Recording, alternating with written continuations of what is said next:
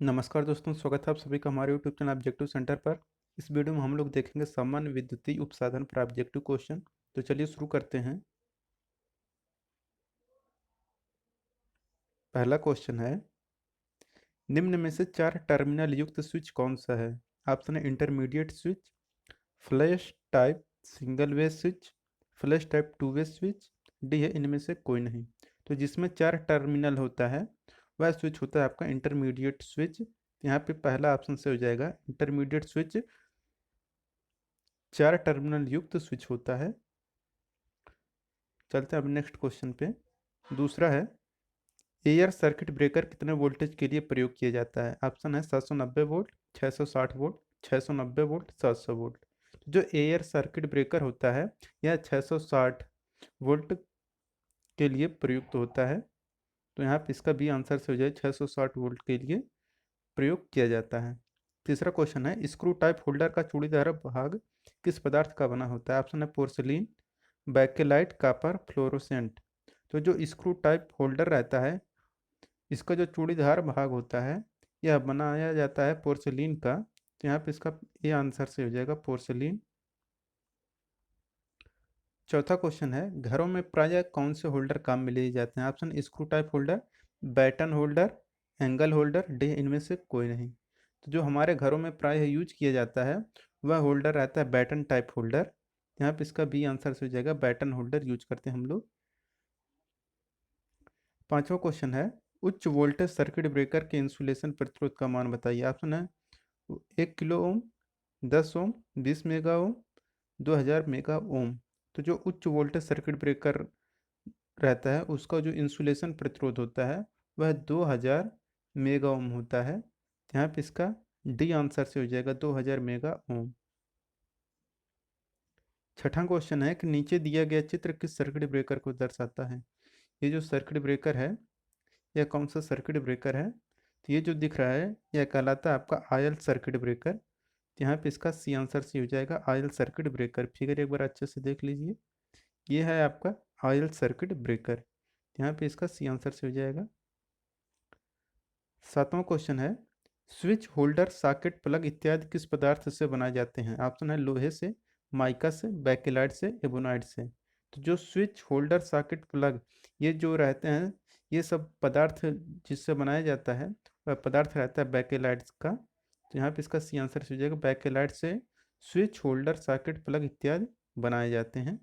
आठवां क्वेश्चन है, निम्न में से वायरिंग के लिए आवश्यक सामग्री बताइए। ऑप्शन है मेन स्विच बोर्ड, तार, मीटर बोर्ड, डी है ये सभी। तो वायरिंग के लिए जो सामग्री रहती है वह मेन स्विच बोर्ड भी रहता है, तार भी रहता है और मीटर बोर्ड भी रहता है। तो यहाँ पे इसका डी आंसर से हो जाएगा, ये सभी जरूरी होते हैं वायरिंग के लिए। नौवां क्वेश्चन है, दो तरफा फेज को नियंत्रित करने के लिए किस स्विच को काम में लेंगे? ऑप्शन है tumbler type two way switch, rotary switch, slide switch, D है इनमें से कोई नहीं। तो जो दो तरफा फ्यूज को नियंत्रित करने के लिए स्विच काम में आता है वह फ्यूज रहता है tumbler type two way switch. तो इसका ये आंसर सोचिएगा, tumbler type two way switch. और अगर आपको एक तरफा फ्यूज को नियंत्रित करना रहता है तो हम tumbler type single way switch का यूज करते हैं। और जैसे जो रहता है फैन वैन हो गया जिनका मतलब स्पीड घटाना बढ़ाना रहे तो वहाँ पे हम लोग रोटरी स्विच का यूज करते हैं। 10वां क्वेश्चन है कि नीचे दिया गया चित्र किस कनेक्टर को दर्शाता है? ये कौन सा कनेक्टर है?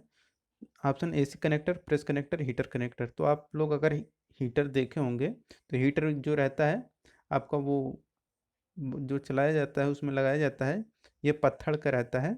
ये पत्थर किसी में ऐसे रहते हैं, इसमें स्विच क्या होता है एक बाहर से लगातार रहता है, ऐसे रहता है।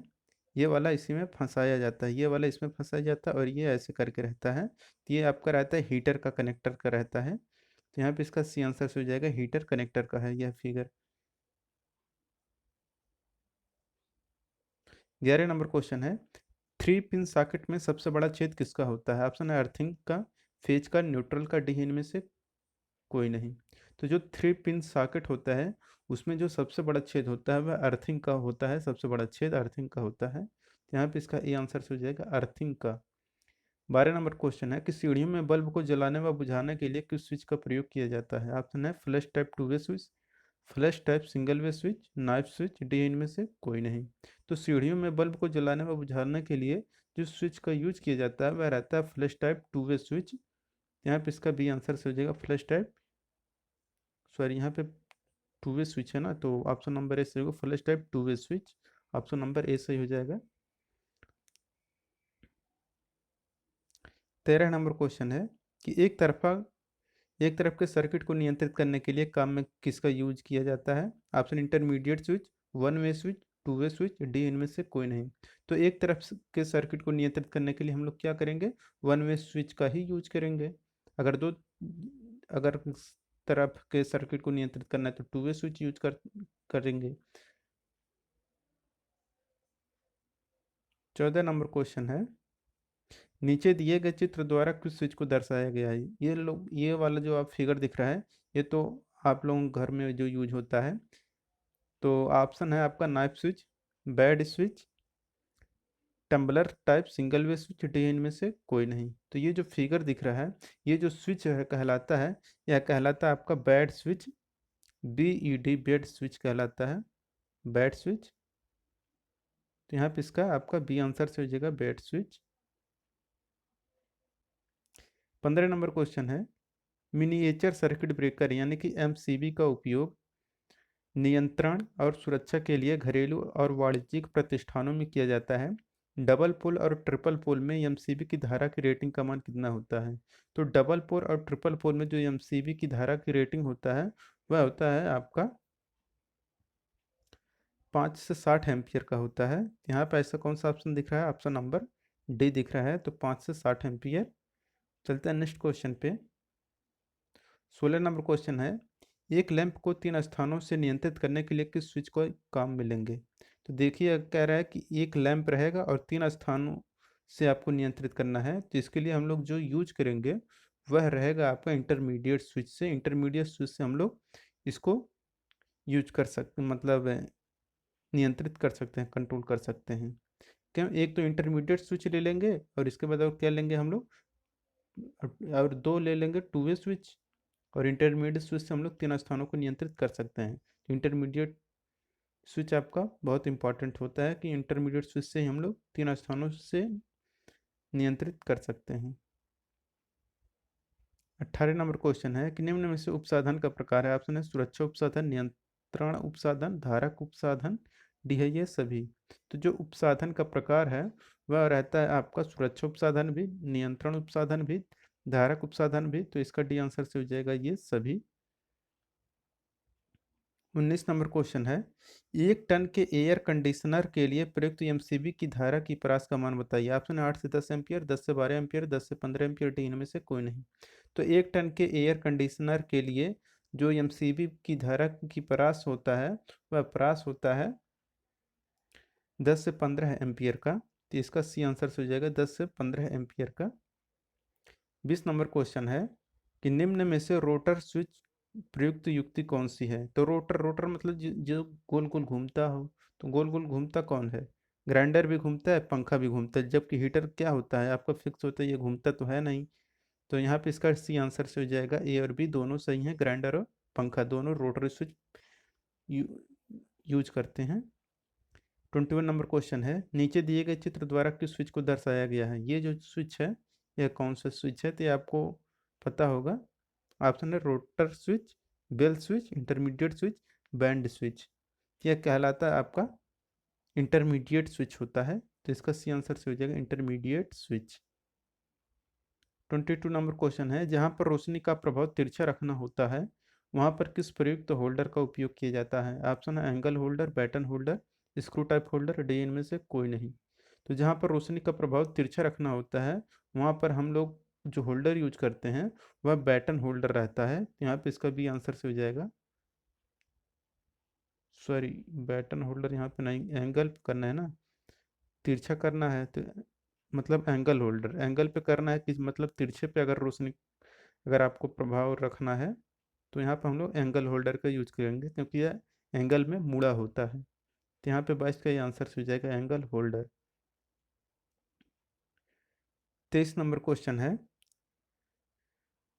500 वाट के लैंप के लिए प्रयुक्त होल्डर को बताइए। तो 500 वाट के लिए जो लैंप रहता है उसके लिए जो हम लोग होल्डर यूज करते हैं वह होल्डर रहता है स्क्रू टाइप होल्डर। तो यहाँ पे इसका ए आंसर से हो जाएगा screw type holder. 24 number question है, विद्युत उपसाधनों के टर्मिनल निर्माण में किस धातु को काम में लेंगे? ऑप्शन है लोहा, पीतल, तांबा, स्टील। तो विद्युत उपसाधनों के टर्मिनल निर्माण में जिस धातु का यूज किया जाता है वह रहता है पीतल। तो यहाँ पे इसका भी आंसर से हो जाएगा पीतल। 25 नंबर क्वेश्चन है, नीचे दिए गए चित्र द्वारा किस स्विच को दर्शाया गया है? ऑप्शन है slide switch, tumbler type single way switch, band switch, D है नाइफ स्विच। तो ये जो स्विच दिख रहा है आपको, यह स्विच कहलाता है आपका tumbler type single way switch. तो इसका भी आंसर से हो जाएगा tumbler type single way switch. ये पहले ज़्यादा यूज होता था लेकिन इस वर्तमान में इसका बहुत कम यूज होता है। ये tumbler type single way switch है जो कि अब लगभग लगभग ना के बराबर यूज होता है।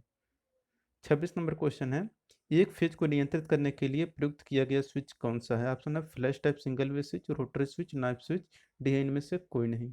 तो सिंगल फेज को नियंत्रित करने के लिए जो स्विच यूज किया जाता है वह रहता है flash type single way switch. तो इसका ये आंसर से हो जाएगा flash type single way switch, जो कि हम लोगों के बोर्ड में लगा रहता है वही होता है flash type single way switch. 27 number question है, जब धारा एक चालक से प्रवाहित होती है तो वह तप्त हो जाती है, धारा के इस प्रभाव को क्या कहते हैं? ऑप्शन है विद्युत स्थैतिक प्रभाव, चुंबकीय प्रभाव, तापीय प्रभाव, रासायनिक प्रभाव। तो जब धारा एक चालक से प्रवाहित होती है तो वह तप्त हो जाती है, जब तप्त होगा तो वह क्या कहलाएगा? और इस प्रभाव को हम लोग बोलेंगे विद्युत स्थैतिक प्रवाह, विद्युत स्थैतिक प्रभाव हो जाएगा। ऑप्शन नंबर ए से हो जाएगा यहाँ पे। 28 नंबर क्वेश्चन है, 2000 वाट के रूम हीटर के लिए कितने एम्पियर की एमसीबी की आवश्यकता होगी? तो 2000 वाट के रूम के हीटर के लिए हम लोगों को 5 एम्पियर की एमसीबी की आवश्यकता होती है। यहाँ पे इसका भी आंसर हो जाएगा 5 एम्पियर की एमसीबी की आवश्यकता होगी 2000 वाट के रूम हीटर के लिए।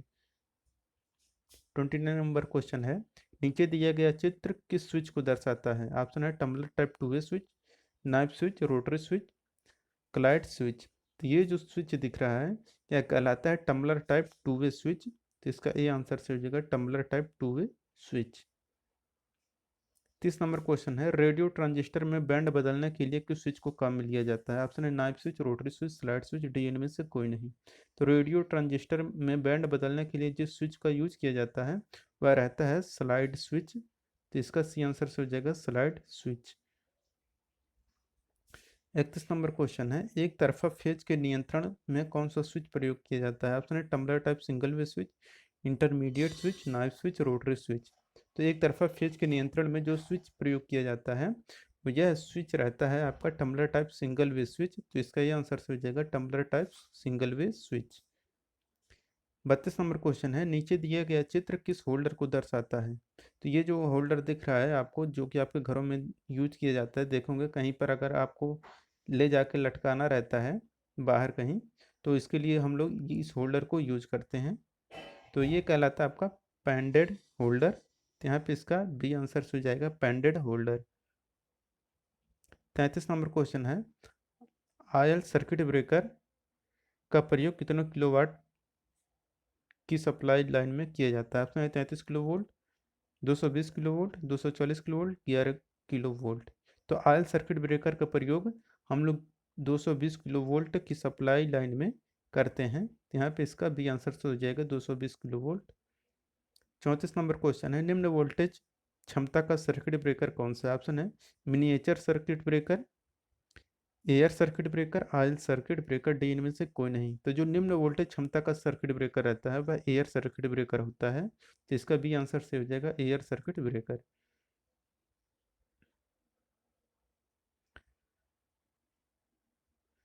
35 नंबर क्वेश्चन है, नीचे दिया गया चित्र किस होल्डर को दर्शाता है? ऑप्शन है angle holder, batten holder, pendant holder, screw type holder.